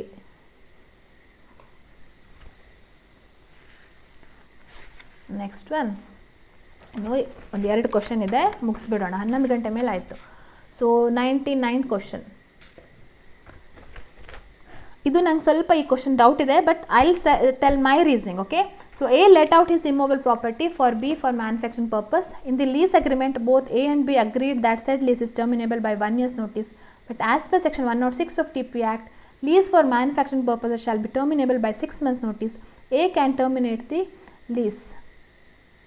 of B by A 6 months notice, B 1 year's notice, C either A or B and D none of the above. Complicated ಅಂತ ಏನಿಲ್ಲ, just practical based questions ಇದು. ನಾವು section 106 ಬರುವಂಥದ್ದೇನು, it starts from in the absence of contract or local law or usage to the contrary ಅಂತ ಸ್ಟಾರ್ಟ್ ಆಗುತ್ತೆ. ಸೊ ಅಂದರೆ ಏನರ್ಥ, ಕಾಂಟ್ರಾಕ್ಟ್ ಸಪ್ರೇಟಾಗಿ ಇದ್ದರೆ ಆವಾಗ ಈ ಒಂದು ನೋಟಿಸ್ ಪೀರಿಯಡ್ ಅಥವಾ ಈ ಒಂದು ಪೀರಿಯಡ್ ಅಪ್ಲೈ ಆಗಲಿಕ್ಕಿಲ್ಲ ಅಂತ ಅರ್ಥ. ಸೊ ಇಲ್ಲಿ 6 months ಅಂತ ಇಲ್ಲಿ ನಮ್ಮ ಇದ್ರ ಪ್ರಕಾರ ಹೇಳಿದರೆ, ಆ್ಯಕ್ಟ್ ಪ್ರಕಾರ, ಕಾಂಟ್ರಾಕ್ಟ್ ಪ್ರಕಾರ 1 year ಅಂತ ಹೇಳಿದರೆ, ಸೊ ಇನ್ ದಿ ಆಬ್ಸೆನ್ಸ್ ಅಂತ ಆಗ ಬಂದ್ಕೊಳ್ಳಿ ಏನಾಗುತ್ತೆ, ಕಾಂಟ್ರಾಕ್ಟ್ ವಿಲ್ ಪ್ರಿವೇಲ್ ಅಲ್ವಾ. ಅಂದರೆ in the absence of contract to the contrary, contract ವಿರುದ್ಧವಾಗಿ ಯಾವುದು ಇಲ್ಲದೆ ಇದ್ದರೆ ಅಂತ ಅರ್ಥ. So as per me B 1 year's notice, ಯಾಕೆಂದರೆ ಇಲ್ಲಿ 1 year ನೋಟಿಸ್ ಅಂತ ಕೊಟ್ಟಿದ್ದಾರೆ. So let's keep this as reserved again. So ಅದಕ್ಕೆ ಹೇಳಿದ್ದು ಒಂದು 5 ರಿಂದ 10 ಕ್ವಶನ್ಸನ್ನು ಜಸ್ಟ್ ನೋಡೋಣ, ಕೀ ಆನ್ಸರ್ಸ್ಗೆ ವೇಟ್ ಮಾಡೋಣ ಅಂತ. ಯಾಕೆಂದರೆ ನಮ್ಮ ಬೇರೆ ಬೇರೆ ರೀಸನಿಂಗ್ ಇರುತ್ತೆ, ಕೇಸ್ ಲಾಸ್ ಕೆಲವೊಂದು ಇರುತ್ತೆ, ಸೆಟಲ್ಡ್ ಪ್ರಿನ್ಸಿಪಲ್ ಕೆಲವೊಂದು ಗೊತ್ತಿಲ್ಲದೆ ಇರ್ಬೋದು ನಮಗೂ ಕೂಡ. Next, as per constitution of India, promotion of international peace and security is A fundamental duty, B fundamental right, C directive principles of state policy and D none of the above. So idu promotion of international peace and security, it's a directive principle of state policy. C is the correct answer. Okay.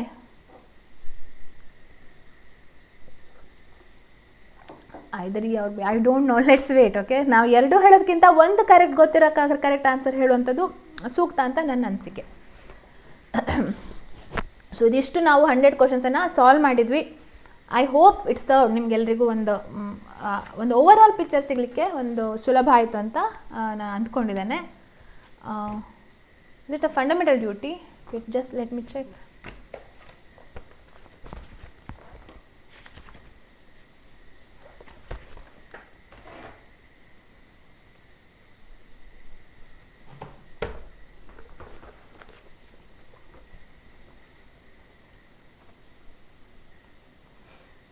Okay, so ಹೀಗೆ ನಾಳೆ let's wait for key answers. I try to send this PDF correct, ಈ ಒಂದು ಏನು mark ಮಾಡಿದ್ದಾನೆ ಅದನ್ನು send ಮಾಡಲಿಕ್ಕೆ try ಮಾಡ್ತೇನೆ. As it's already late, you can expect it by tomorrow morning. Okay, ಮತ್ತು ಹೀಗೆ ಮೇನ್ಸ್ ಎಕ್ಸಾಮ್ಸ್ ಯಾರ್ಯಾರು ಕ್ಲಿಯರ್ ಮಾಡಿದ್ದೀರಿ ಜಸ್ಟ್ ನನಗೆ ಟೆಲಿಗ್ರಾಮ್ ಗ್ರೂಪಲ್ಲಿ ಖಂಡಿತವಾಗಿಯೂ ತಿಳಿಸಿ. ಓಕೆ, ಹಾಗೆ ಅಥವಾ ಈ ಕಾಮೆಂಟ್ ಸೆಕ್ಷನಲ್ಲಿ ಈ ವಿಡಿಯೋನ ಒಂದು ಲೇಟರ್ ಏನು ಕಾಮೆಂಟ್ ಇದು ಎನೇಬಲ್ ಇರುತ್ತೆ, ಇದು ಲೈವ್ ಚಾಟ್ ಎನೇಬಲ್ ಇರಲಿಕ್ಕಿಲ್ಲ. ಆಮೇಲೆ ಯು ಕ್ಯಾನ್ ಮೆನ್ಷನ್ ದ್ಯಾಟ್, ನೀವು ಯಾರ್ಯಾರು ಕ್ಲಿಯರ್ ಆಗಿದ್ರಿ, ಎಷ್ಟು ಸಿಕ್ಕಿದೆ ಅಂತ. ಸೊ ನಾನು ಹೇಳಿರೋಂಥ ಕೆಲವೊಂದು ಕ್ವಶನ್ಸ್ಗಳನ್ನ ಬಿಟ್ಟು ಕೌಂಟ್ ಮಾಡಿ, ಕೆಲವೊಂದು 10 ಕ್ವಶನ್ ಅಂತ ಅದನ್ನು ಮೈನಸ್ ಮಾಡಿ ನಿಮ್ಮ ಸ್ಕೋರ್ ಕೌಂಟ್ ಮಾಡಿ you can be relaxed. So next mains exams ಖಂಡಿತವಾಗಿಯೂ ನಾನು ಒಂದು 2-3 ದಿನದಲ್ಲಿ ಸ್ಟಾರ್ಟ್ ಮಾಡ್ತೇನೆ. You may be having at least 1 month time, what I expect is 1 month time ಇರ್ಬೋದು. ಸೊ ಹಾಗೆ ಕೆಲವೊಂದು ಅನ್ಅಕಾಡೆಮಿ ಡೀಟೇಲ್ಸ್ ಬಗ್ಗೆ ನಿಮಗೆ ತಿಳಿಸ್ಕೊಡ್ಬೇಕಂತ ಆದರೆ ಒಂದು ಆಫರ್ ನಡೀತಾ ಇದೆ ಇವತ್ತಿಂದ ಜುಲೈ 17 ಜುಲೈ 22 ತನಕ. ಸೊ ಅದಕ್ಕೆ ನೀವು ಸಬ್ಸ್ಕ್ರೈಬ್ ಆಗ್ಬೋದು. ಪ್ಲಸ್ ಕೋರ್ಸ್, ಐಕಾನಿಕ್ ಕೋರ್ಸ್, ಅದರಲ್ಲಿ ನನ್ನ ಬ್ಯಾಚ್ ಅಲ್ಲ, ಆದರೆ ಬೇರೆ ಬ್ಯಾಚಸ್ಗಳು ಸ್ಟಾರ್ಟ್ ಆಗ್ತಾ ಆಗಿವೆ. ಮೇನ್ಸ್ ಎಕ್ಸಾಮ್ಸ್ ರೈಟಿಂಗ್ ಬ್ಯಾಚಸ್ ಅಂತಲೇ ಕೆಲವೊಂದಿವೆ. ಸೊ ಅದಕ್ಕೆ ಇಂಗ್ಲೀಷ್ ಮತ್ತು ಹಿಂದಿ ಅರ್ಥ ಆದರೆ I think you can afford that much, you can spare that much for mains exam preparation and you can ಇದು ಮಾಡ್ಬೋದಂತ ನನ್ನ ಅನಿಸಿಕೆ. ನಿಮಗೆ 20% ಡಿಸ್ಕೌಂಟ್ ಸಿಗುತ್ತೆ 22 ತನಕ ನೀವು ಅಪ್ಲೈ ಮಾಡೋದಾದರೆ ಅಪರ್ಣಾ ಲಾ ಅಂತ. ಸೊ ಅದರದ್ದು ಪ್ರೈಸಿಂಗ್ ಡೀಟೇಲ್ಸ್ ಇಲ್ಲಿದೆ ನೋಡಿ. ಇಲ್ಲಿ ಬೇರೆ ಬೇರೆ ಜುಡಿಷರಿ ಮೇನ್ಸ್ ಟೆಸ್ಟ್ ಸೀರೀಸ್ ಅಂತೆಲ್ಲ ಕಂಡಕ್ಟ್ ಮಾಡ್ತಿದ್ದಾರೆ. ಸೊ ಅದು ಪ್ಲಸ್ ಸಬ್ಸ್ಕ್ರೈಬರ್ಸ್ಗೆ ಮಾತ್ರ ಅವೈಲೇಬಲ್ ಇರುವಂಥದ್ದು. So you can try that. Iconic ಆದರೆ ನಿಮಗೆ ಕ್ವಶನ್ ಪೇಪರ್ ಸಾಲ್ವ್ ಮಾಡ್ತಾರೆ, ನಿಮ್ಮ ಫೀಡ್ಬ್ಯಾಕ್ ಕೊಡ್ತಾರೆ ನಿಮಗೆ. ಹಾಗೆ ಕೇಸ್ ಲಾಸ್ ಬಗ್ಗೆ ಟೆಸ್ಟ್ ಸೀರೀಸ್ ಇದೆ, ಫ್ರೀ ಮಾಕ್ ಟೆಸ್ಟ್ ಪ್ರಿಲಿಮ್ಸ್ಗೆ ಆಗಿತ್ತು. ಹಾಗೆ ಬೇರೆ ಬೇರೆ ಬ್ಯಾಚಸ್ಗಳಿವೆ. You can all try this and just have ಇದ್ರ ಲಿಂಕ್ ಎಲ್ಲ ನನ್ನ ವಿಡಿಯೋ ಡಿಸ್ಕ್ರಿಪ್ಷನಲ್ಲಿ ಕೊಟ್ಟಿದ್ದೇನೆ. ಹಾಗೆ ಇದ್ರ ಪ್ರೈಸಿಂಗ್ ಪ್ಲ್ಯಾನು ಇದು ಇಲ್ಲಿ ಕಾಣ್ತಾ ಇರುವಂಥದ್ದು. ಸೊ ಇದು 22 ತನಕ 20% ಇರುತ್ತೆ. ಓಕೆ, ಸೊ ಇಲ್ಲಿ ನೋಡ್ಬೋದು. ಸೊ ಅಟ್ಲೀಸ್ಟ್ 1 month ತೊಗೊಂಡ್ರೆ ನಿಮಗೆ ಇದ್ರ ಮೇಲೆ 20% ಡಿಸ್ಕೌಂಟ್ ಇದೆ. ಇನ್ನು ಕೋಡ್ ಅಪರ್ಣಾ ಲಾ ಅಂತ ಕೋಡ್ ಹಾಕಿದರೆ ವಿಚ್ ಮೇ ಬಿ ಬೆನಿಫಿಷಿಯಲ್, ಯಾಕೆಂದರೆ ಎಲ್ಲ ಎಜುಕೇಟರ್ಸ್ದು ಕ್ಲಾಸಸ್ಗಳು ನಿಮಗೆ ಅವೈಲೇಬಲ್ ಇರುತ್ತೆ. You can watch them. Okay, ಹಾಗೆ ಇದು ಐಕಾನಿಕ್ ಕೋರ್ಸ್ ಡೀಟೇಲ್ಸು, ಇದನ್ನು ಕೂಡ ನೀವು ಇದು ನೋಡ್ಬೋದು. ಹಾಗೆ ಇದು ನನ್ನ ಟೆಲಿಗ್ರಾಮ್ ಚಾನಲ್ಲು. ನನ್ನ ಟೆಲಿಗ್ರಾಮ್ ಗ್ರೂಪ್ ಅಂದರೆ ಅಭಿಜ್ಞಾ ಲಾ ಅಂತ ಇದೆ, ಅಥವಾ ಅಭಿಜ್ಞಾ ಲಾ ಅಂತ. ಸೊ ಇದಕ್ಕೆ ನೀವು ಜಾಯ್ನ್ ಆಗ್ಬೋದು. ಕೆಲವೊಂದು ನೋಟ್ಸ್ಗಳನ್ನು ಕಳಿಸ್ತಾ ಇರ್ತೇನೆ. ಇನ್ನು ಸದ್ಯದಲ್ಲೇ ಇದನ್ನು ಮೇನ್ಸ್ ಎಕ್ಸಾಮ್ಸ್ ಏನು ಟ್ರಾನ್ಸ್ಲೇಷನ್ನು, ಹಾಗೆ ಇದನ್ನು ಕಳಿಸ್ಕೊಡ್ಬೇಕಲ್ವಾ, judgment, civil judgment, criminal judgment. So ಅದಕ್ಕೆಲ್ಲವೂ ಕೂಡ ಲೆಟ್ಸ್ ಟ್ರೈ ಹೌ ಏನಾಗುತ್ತೆ ಅಂತ. As much as possible I'll be sending it in our group. Okay, so this is my first attempt. Okay, correct answer. Okay, thank you all of you. Okay, I'll try my best. ಎಷ್ಟು ನನ್ನ ಕೈಲಿ ಸಾಧ್ಯ ಇದೆಯೋ ಅಷ್ಟು ನಾನು ನಿಮಗೆ ನನ್ನ time ಲಿಮಿಟಲ್ಲಿ, ನನ್ನ ಲಿಮಿಟೇಷನ್ಸಲ್ಲಿ ನಾನು ಎಷ್ಟು ಮಾಡಲಿಕ್ಕೆ ಟ್ರೈ ಮಾಡ್ತೇನೋ ಅಷ್ಟು ಟ್ರೈ ಮಾಡ್ತೇನೆ ನಿಮಗೆ ಸಾಲ್ವ್ ಮಾಡಲಿಕ್ಕೆ ಎಲ್ಲ. ಸೊ ನನಗೆ ಖಂಡಿತವಾಗಿ ನನ್ನ ಫೋನ್ ನಂಬರ್ ಇಲ್ಲಿ ಡೀಟೇಲ್ಸ್ ಕೊಟ್ಟಿದ್ದೇನೆ. ಸೊ ವಾಟ್ಸಪ್ ಅಥವಾ ಟೆಲಿಗ್ರಾಮ್ ಮುಖಾಂತರ ನಿಮ್ಮ ಸ್ಕೋರನ್ನು ತಿಳಿಸ್ಬೋದು, ಅಥವಾ ಜಸ್ಟ್ ಮಿಸ್ ಆಯಿತಾ ಆವಾಗಲೂ ತಿಳಿಸಿ, ಹೇಗೆ ನೆಕ್ಸ್ಟ್ ಟೈಮ್ ಕರೆಕ್ಷನ್ ಮಾಡ್ಕೊಳ್ಬೋದು ಅದನ್ನು ಕೂಡ ನಿಮ್ಗೆ ತಿಳಿಸ್ಕೊಡ್ತೇನೆ. ಓಕೆ, ಸೊ ಅನ್ಅಕಾಡೆಮಿಲಿ ಯಾವಾಗಲೂ ಕ್ಲಾಸಸ್ ಇರುತ್ತೆ, ಯೂಶ್ವಲಿ ಸಂಜೆ ಅಥವಾ ಬೆಳಿಗ್ಗೆ. ಅದ್ರದ್ದು ಡೀಟೇಲ್ಸ್ ಕೂಡ ಅಲ್ಲೂ ಕೂಡ ನೀವು ಜಾಯ್ನ್ ಆಗಿ ನನ್ನ ಜೊತೆ ಲೈವ್ ಆಗಿ ಕ್ಲಾಸಲ್ಲಿ ಇಂಟ್ರ್ಯಾಕ್ಟ್ ಮಾಡ್ಬೋದು. So any doubts? I think this is time to end my class.